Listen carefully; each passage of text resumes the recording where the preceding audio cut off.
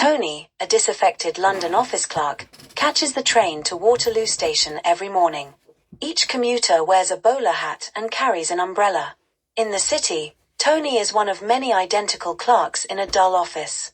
One day his boss catches him drawing faces instead of working, and he is asked to produce his ledgers, which are full of poor quality caricatures. Back at his mid-terraced Victorian house lodgings, Tony dons his artist's smock and resumes work on Aphrodite at the Waterhole, a horrendous and huge sculpture. His landlady, Mrs. Cravat, complains about the hammering noise. He explains he cannot afford a model and it represents women as he sees them. She threatens to evict him if he does not remove the statue.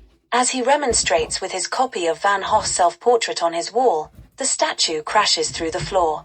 At a local cafe, he orders a coffee with no froth.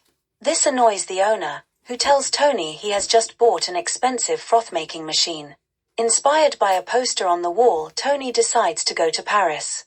He takes a train to Dover with his Aphrodite on a wagon to the rear. She is decapitated as the train goes through a tunnel. At the port, Tony is furious, but worse is to follow. While being loaded onto a ship, it bursts through the bottom of its net and is lost in the sea. On the ferry, he throws his bowler hat and umbrella into the sea. Unfortunately, it is raining heavily when he arrives in France. In Paris, Tony goes to a cafe in Montmartre and meets a group of English-speaking artists.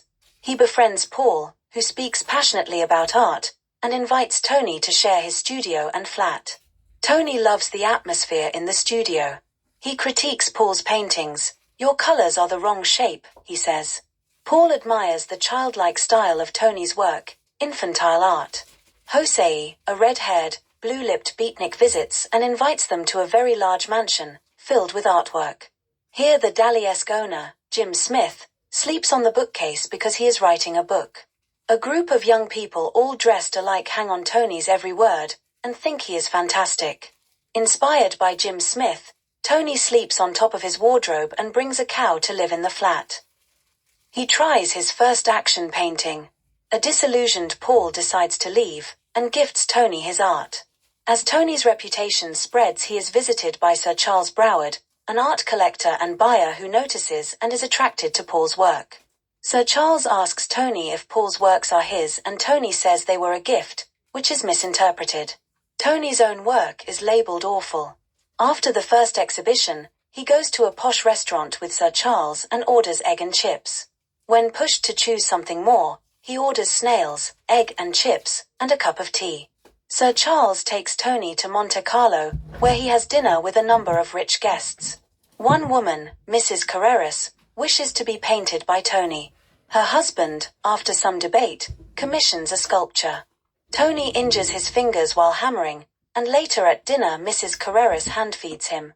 Carreras offers to buy Tony's entire art collection for £50,000. On the Carreras yacht, Tony dresses as a bird for the fancy dress party. Mrs. Carreras dresses as a cat.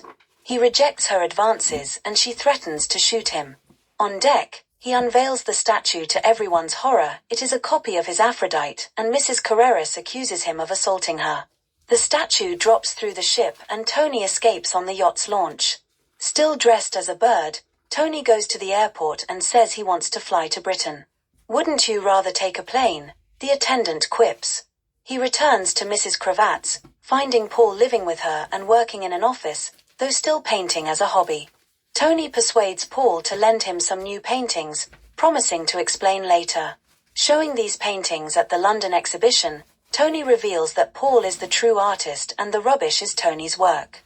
Leaving Paul to enjoy his newfound fame and fortune, Tony returns to Mrs. Cravat's and resumes work on his Aphrodite, with Mrs. Cravat as the model.